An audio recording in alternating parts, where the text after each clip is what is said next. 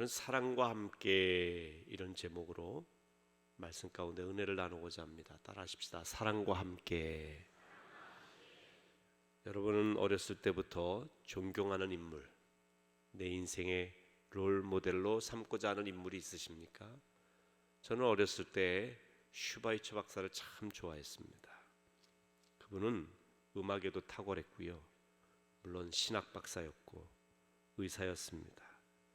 아프리카 사람들을 위해 모든 것을 버리고 아프리카 사람을 위해 평생을 바쳤던 그런 분이죠. 제가 어렸을 때 세상에서 예수님 닮은 분이 한 분 있다면 슈바이처 박사 같은 분이 아닐까 그렇게 생각했습니다. 저도 그렇게 살고 싶은 마음이 생겼어요. 특별히 은혜를 받고 나서 그런 마음이 많이 생겼습니다.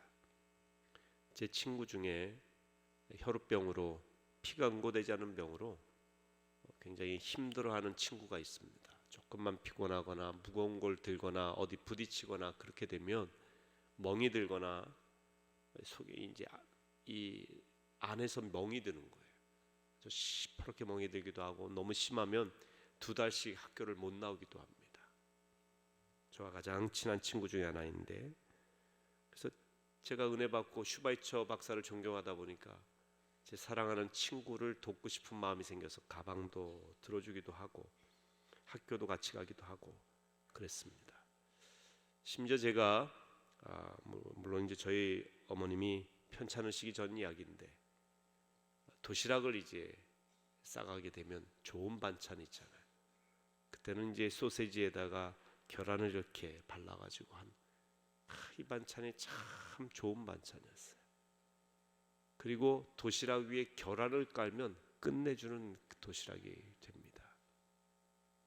겨울이 되면 난로에다가 그 도시락을 올려가지고 중간쯤 있으면요, 밑에 있으면 중간쯤 있으면 아주 얇게 누룽지가 깔리면서 김이 모락모락 나는 도시락을 먹을 수 있습니다.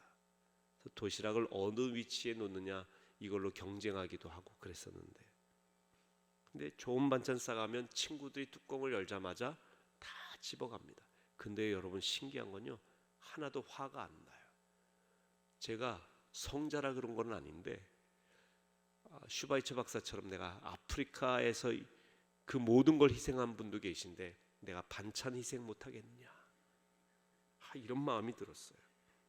그러니까 슈바이처처럼 살고 싶은 열망이지요.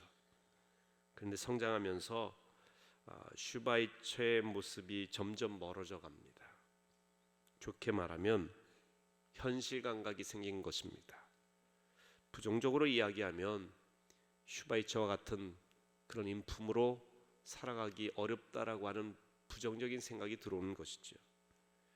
희생하며 사는 게 참 어렵다는 걸 알았습니다.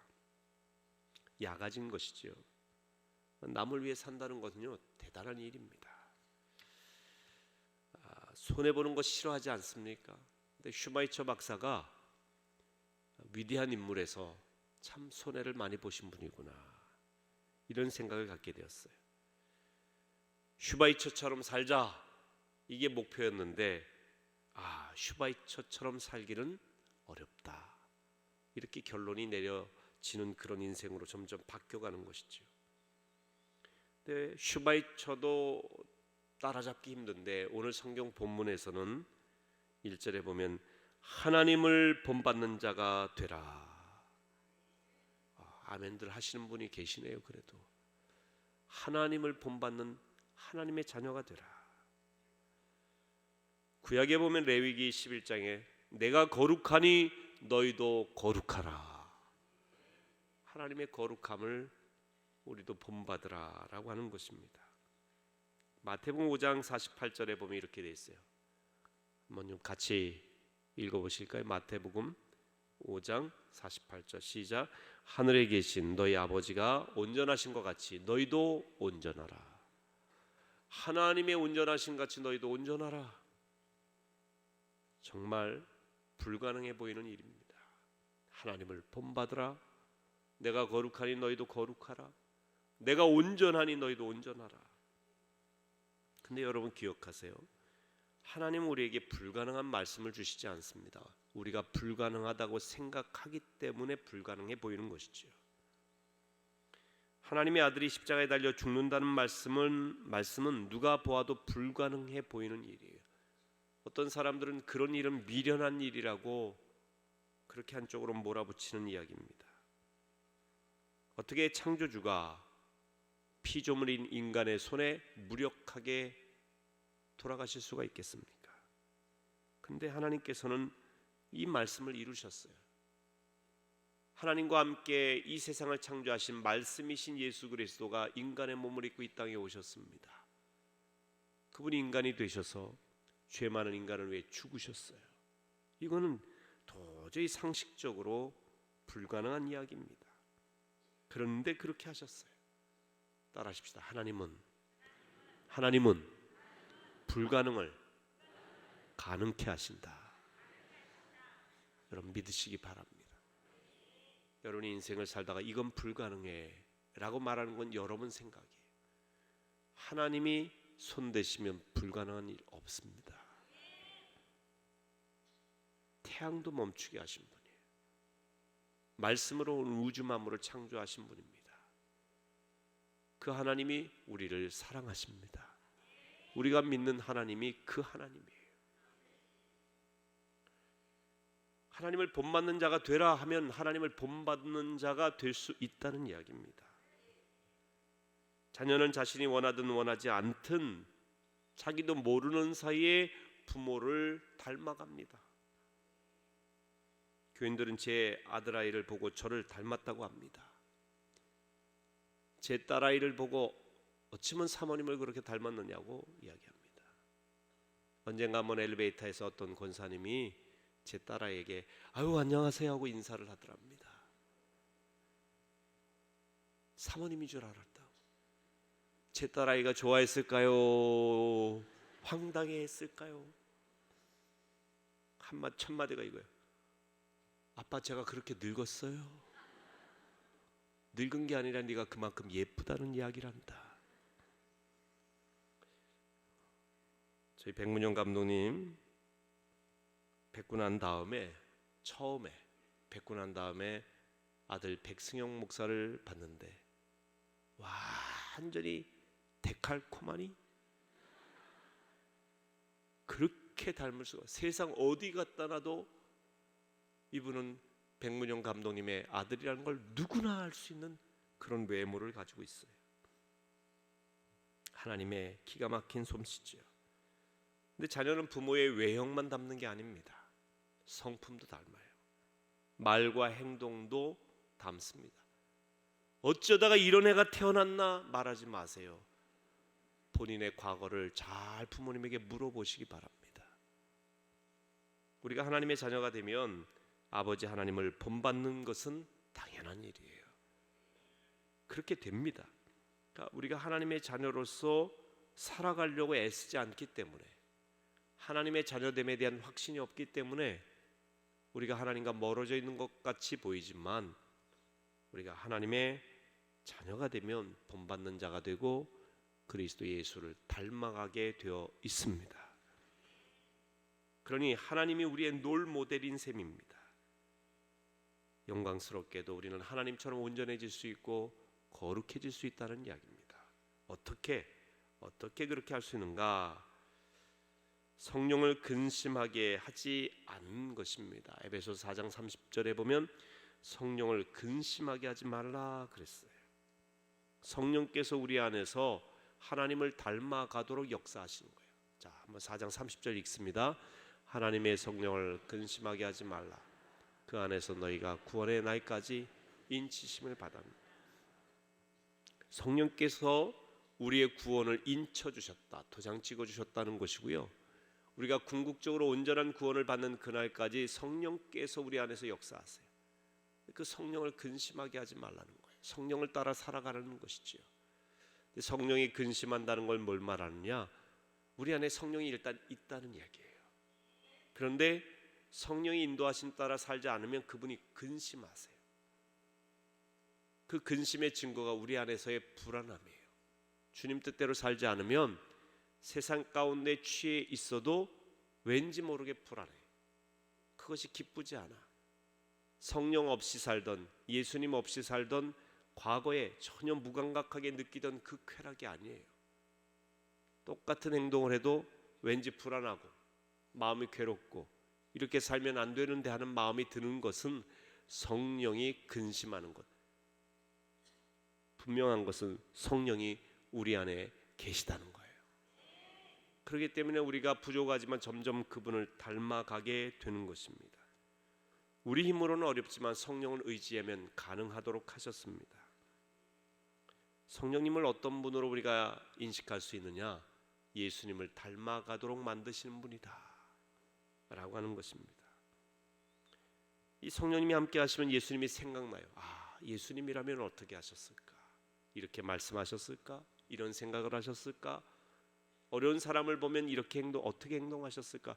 이걸 마음속에 품고 살아가게 하십니다. 때로는 이게 부담이 될 수도 있어요. 그런데 이것이 여러분을 자유케 합니다. 왜냐하면 요한복음 8장 32절에 보면 너희가 진리를 알지니 진리가 너희를 자유케 하리라. 진리가 누구냐? 예수께서 내가 곧 길이요 진리요 생명이니. 요한복음 14장 6절에 말씀하셨어요. 예수를 알면 처음엔 진리대로 살아가는 것이 부담되고 불편하고 힘든 것 같지만 그렇게 살려고 자꾸 성령과 함께 동행하며 애쓰면 그 진리 안에서 자유함을 누리게 됩니다. 자녀가 아버지를 닮아가는 비결이 있다면 친밀함이에요. 하나님과 친밀해지시기를 바랍니다. 친밀해지는 비결은 기도입니다. 성령의 인도하심 따라 여러분 기도하고 나아가면 친밀해져요. 기도의 핵심은 친밀함이에요. 친밀함. 따라하십시다. 기도의 핵심은 하나님과의 친밀함이다. 하나님과의 사귑이다. 여러분 하나님과 사귀세요. 자꾸 기도하시면, 그리고 여러분의 기도 시간을 조금씩 늘려가세요. 사랑하는 사람은 사랑하는 대상과 대화를 점점 늘려갑니다. 처음에 만날 때는요 5분 10분도 불편하잖아요. 어색하지 않습니까? 그런데 조금씩 친밀해지면 마음이 열립니다. 마음이 열리면 대화할 게 많아져요. 마음이 열리고 사랑하게 되면 상대방의 이야기가 달콤합니다. 즐거워요. 그리고 자꾸 생각이 납니다. 더 만나고 싶고 대화의 시간이 자연히 길어집니다. 그분과 먹고 마시는 게 즐거워지죠. 싫어지면 사랑이 아니죠. 그러니까 주님과의 친밀함은 주님과 사랑한다는 이야기인데, 그 주님과의 사랑이 깊어지면 기도 시간이 자연히 길어지고 즐거워지게 될 것입니다. 우리가 주를 위해 여러 가지 일을 해도 공허할 때가 많이 있습니다. 분주한데 열심히 일하는데 왠지 허무해요. 이유가 있습니다. 주님과 친하지가 않아. 여러분 교회에서 일할 때도요, 교회를 사랑하고 성도들을 사랑하고 주의 종을 사랑하면서 일하면 분주하게 일하면서도 즐거워요. 그런데 열심히 맡겨진 일은 하긴 하는데 마음이 허전하고 왠지 힘들어, 지쳐요. 이유는 친밀함에 있어요. 교회와 친밀하지 않은 거예요. 예수님과 친밀해서 예수의 영광을 위해서 일해야 되는데 이 친밀한 사랑이 내 안에 없어요. 주님, 우리가 주님의 일을 하는 걸 기뻐하시지만 더 원하시는 것은 그분과의 친밀함이에요. 그 성경에 보면 마르다와 마리아 이야기가 그걸 증명하지 않습니까?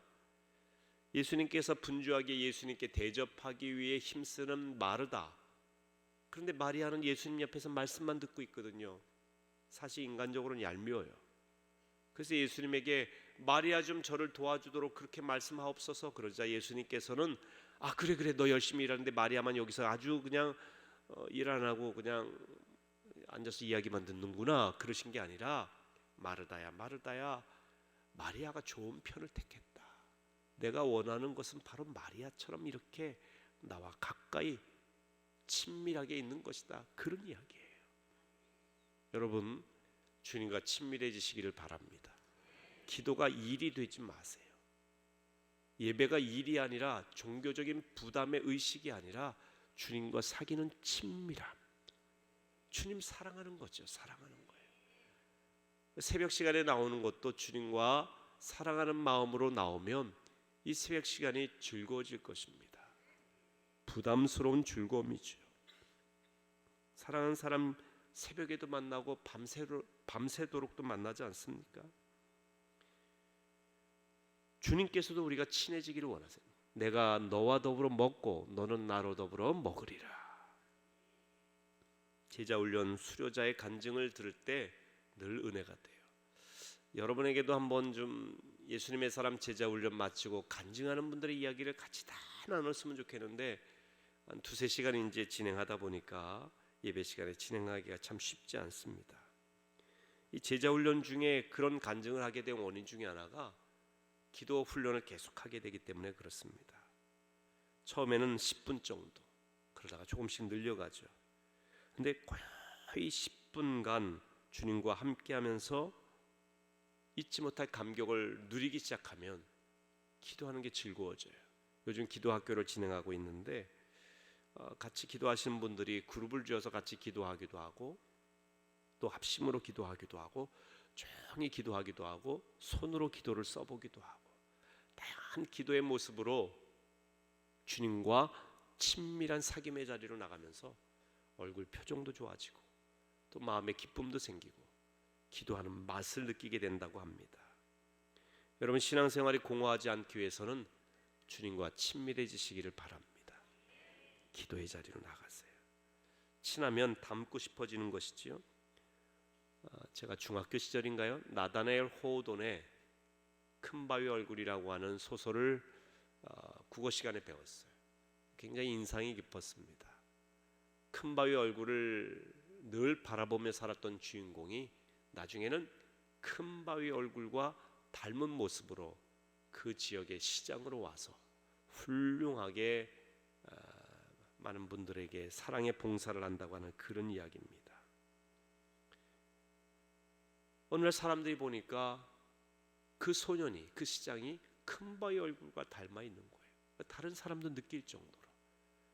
여러분이 주님을 닮아가고자 하면 여러분이 애씀과 동시에 사람들이 점점 여러분도 모르는 사이에 주님과 닮아 있음을 이야기해 줄 때가 있어요. 참 귀하게 주님 닮아가는 모습이라고 평할 때가 있을 겁니다. 주님 바라보시기를 바랍니다. 주님 사랑하는 사람은 우리의 언어가 달라요. 저는 어제도 말씀을 드렸지만 목회를 하면서 보니까 우리가 성령 안에서 달라지는 사람들의 가장 첫 번째 하나님을 닮아가는 모습 중에 하나가 뭐냐면 언어 생활이에요. 언어 생활. 우리의 말이 누추해지지 않는다. 다시 말하면 격이 낮은 이야기를 안 한다는 거죠. 그리고 남을 비방하는 이야기, 그리고 은혜를 끼치지 못하는 그런 이야기가 아니고 거짓말이 아니고 진실된 말을 온유하게 사랑을 품고 하게 되더라는 이야기죠. 여러분의 언어가 주님을 사랑함으로 주님의 그 언어 말씀하심을 닮아가시기를 축원합니다. 자꾸 살리는 말을 하고 싶어져요. 자꾸 살리는 말을. 자꾸 사람들을 세워드리고 싶은 거예요. 자꾸 축복하고 긍정적인 말을 하게 됩니다. 주님께 더 가까이 가시기 바랍니다. 그것이 이 사랑하는 사람의 특징이에요. 자, 오늘 2절 말씀을 한번 같이 읽겠습니다. 시작. 그리스도께서 너희를 사랑하신 것 같이 너희도 사랑 가운데서 행하라. 성령의 9가지 열매 중에 첫 번째도 사랑이에요.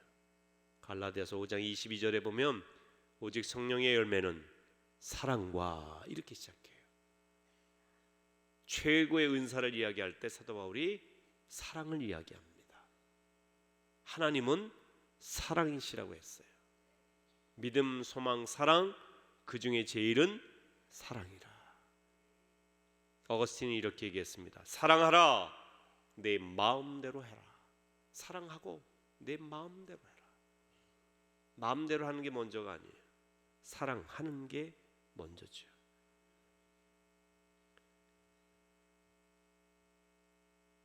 그러므로 사랑하는 삶은 하나님을 본받는 삶이다라고 하는 것입니다. 요즘 사랑하기 어려운 사람이 혹시 있으십니까? 그분을 두고 기도하시기 바랍니다. 긍휼히 여기는 마음을 달라고. 하나님이 우리를 불쌍히 여기는 긍휼이 없었다고 한다면 우리는 이 세상에 존재할 수가 없어요. 컴패션, 긍휼히 여기는 것, 함께 아파하고 함께 불쌍히 여기고 그 사람의 아픔을 돕고자 하는 마음이 생기고, 이 긍휼히 여기는 사랑이 여러분 안에 풍성하시기를 축원합니다.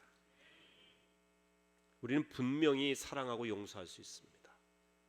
상대방을 나는 사랑이 없어, 할 수 없어, 난 저 사람 도저히 사랑 못해 라고 자꾸 말하지 마시고, 우리의 인간적인 말로 부정적인 언어를 쏟지 말고 나는 주님을 바라보며 주께서 주신 사랑으로 사랑할 수 있다고 이야기하십시오.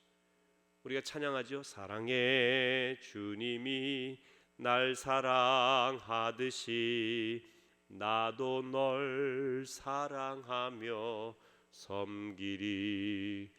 우리 가사 중에 주님이 날 사랑하시듯 나도 널 사랑하며 섬기리 그랬어요.